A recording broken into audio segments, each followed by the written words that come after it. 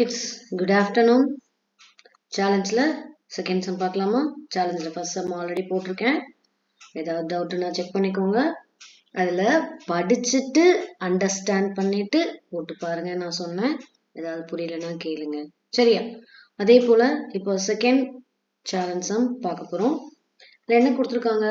If the price of sugar is raised by 25%, by how much percentage a housewife should reduce the consumption of sugar so as not to increase the expenditure.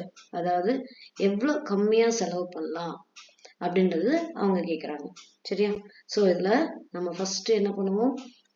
Same let's assume original price of sugar வந்து நம்ம என்ன வச்சுக்கலாம்?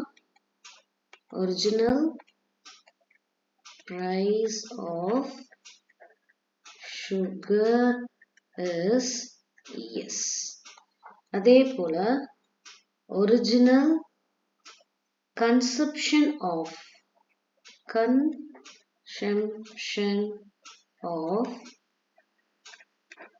sugar is C ன்னு வச்சுக்கோங்க. சரியா? So இதுல வந்து பாத்தீங்கன்னா நமக்கு நியூ பிரைஸ் வந்து பாத்தீங்க அப்படின்னா S plus 25% of yes sugar. தெரியாது இல்லையா? அப்ப நம்ம என்ன பண்ணலாம்? S plus 25 by 100 into S ன்னு வச்சுக்கோங்க. இந்த சம்ல நான் என்ன பண்ண போறேன் அப்படின்னா டெசிமல்ல வச்சுக்க போறேன். இப்போ 0.25 S. ஏன்னா 2-3 சம்மா நான் வந்துட்டு எல்லாமே ஃபிராக்ஷன்ல வச்சேன் இல்லையா? இதுல டெசிமல்ல வச்சுக்கிறேன். சரியா? சோ இப்போ வந்துட்டு இது வந்து நியூ பிரைஸ் சுகருக்குள்ளது. அடுத்தது நியூ கன்சம்ப்ஷன். சோ அது என்ன பண்ணணும் அப்படின்னா சேம் இங்க வந்து let's assume the new consumption இருக்கு இல்லையா? அதை நம்ம இங்க என்ன வச்சுக்கலாம் அப்படின்னா x ன்னு வச்சுக்கலாம். is x. இப்போ இதுல வந்து expenditure remain the same ன்னு சொல்லியிருக்கான் கொஸ்டின்ல. ஏன்னா so has not to increase the expenditure. அப்ப expenditure ஜாஸ்தி ஆகக்கூடாது. அப்போ சேமா தான் இருக்கு அப்படின்னு சொல்லி அர்த்தம். இப்போ நம்ம என்ன பண்ணணும் அப்படின்னா expenditure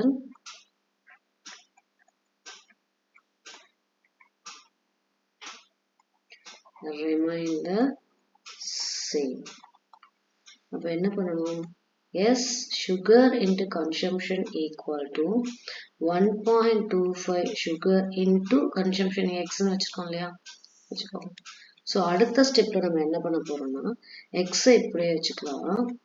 இந்த S into C divided by இந்த பக்கம் போச்சுன்னா டிவைட் ஆயிடுமா? 1.2% 25 S. இந்த S இந்த S கேன்சல். இப்போ வந்து பாத்தீங்க அப்படின்னா நமக்கு என்ன கிடைக்கும் இந்த இடத்துல? இங்க நான் என்ன பண்ணிக்கிறேன் அப்படின்னா x equal to C by 1.25 இருக்கு இல்லையா? டெசிமல் இருக்கு. அப்ப நான் இதை ஹோல் ஆக்கணும்னா 2 டிஜிட் இருக்கு இல்லையா? அப்ப 2 ஜீரோவோட நம்ம மல்டிப்ளை பண்ணிக்கலாம். அப்ப 100 by 100. சோ இதை இப்ப நம்ம எப்படி எழுதலாம்? x equal to 100C divided by 125 ன்னு கிடைக்கும். இப்ப சேம் இங்க வந்து பாத்தீங்கன்னா இது 125 100 ஆல டிவைட் பண்ணணும். 125 டிவைட் ஆகாது. அப்ப என்ன பண்ணணும்? ஒரு 0. அப்ப டெசிமல் பாயிண்ட் வரும். கோஷன் பிளேஸ்ல இது 8 times. So 1000. சரியா?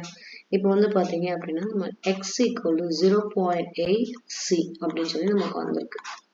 ஓகே. இப்போ the percentage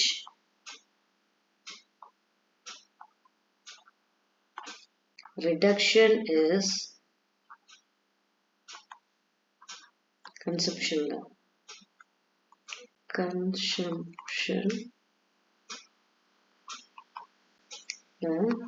percentage reduction. ஏன்னா அவங்க கேட்டு சொல்லியிருக்காங்க ரிடக்ஷன் அதாவது increase reduce the consumption of the sugar அப்படின்னு சொல்லிட்டு. ஸோ இது வந்து நாட் டு இன்க்ரீஸ் அதையும் சொல்லியிருக்கான். ஸோ அப்போ ரெடியூஸ்ன்னு சொல்லியிருக்காங்கல்ல, அதனால பர்சன்டேஜ் ரிடக்ஷன் நான் போட்டிருக்கேன். So percentage reduction equal to reduction அப்படின்னா என்னமா, ரெடியூஸ் அப்படின்னா சப்ராக்ஷன்.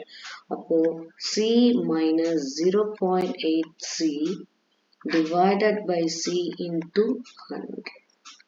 ஓகே, ஸோ இப்போ நமக்கு வந்து சிலேருந்து 0.8 போச்சுன்னா என்ன, ஆக்சுவலாக இது என்னது, எக்ஸு minus 8% of x. இந்த c minus 0.8c இருக்குல்ல, அது என்னது, x minus 8% of x.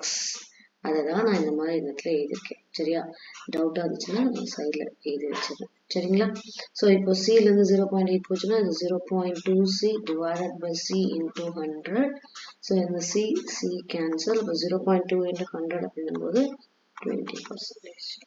So கிடைச்சிருச்சா percentage எவ்வளோ இருக்குன்னு சொல்லிட்டு, ஆன்சர் வந்து பர்சன்டேஜ் என்ன கேட்டிருக்காங்க கொஸ்டின்ல, percentage of reduction is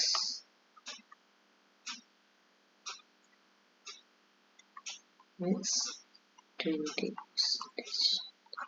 okay பசங்களா, புரிஞ்சுதான்? புரியலன்னா ஒரு வாட்டி மேலேருந்து ஒரு வாட்டி செக் பண்ணிக்கிட்டே வாங்க.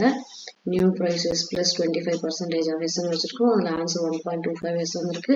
அடுத்து கன்சம்ஷன் கண்டுபிடிக்கணும். அந்த கன்சம்ஷனுக்கு எக்ஸ்ன்னு வச்சுக்கிறோம். இப்போ எக்ஸ்பெண்டிச்சர் ரிமைன் த சேம் அப்படின்னும் போது எஸ்ன்றதை மல்டிப்ளை பண்ணிக்கிறோம், சுகரையும் கன்சம்ஷனையும். இந்த பக்கம் வந்து பார்த்தீங்கன்னா 1. New price into X. அப்போ எக்ஸை மட்டும் வச்சுட்டு அதுலேருந்து எக்ஸோட வேல்யூ கண்டுபிடிக்கிறோம். அதுக்கப்புறம் ரிடக்ஷன் தான் கேட்குறோம் இல்லையா, அதனால பர்சன்டேஜ் ஆஃப் ரிடக்ஷனுக்கு ஃபார்முலா என்ன, ஸோ இந்த இடத்துல சி மைனஸ், அதாவது 8% ஆஃப் எக்ஸ் தான் வந்து C minus 0.8c divided by original value, அதுதான் இந்த இடத்துல சின்னு போட்டிருக்கேன், மல்டிப்ளை பை 100. ஸோ இதுலேருந்து இதை சப்ராக்ட் பண்ணுவோம், 0.2c divided by C. So இதை கேன்சல் பண்ணி இதை மல்டிப்ளை பண்ணும்போது 100. So answer percentage of reduction வந்து 20% வந்துருச்சு. சரியா, புரிஞ்சுதா? Okay, thank you.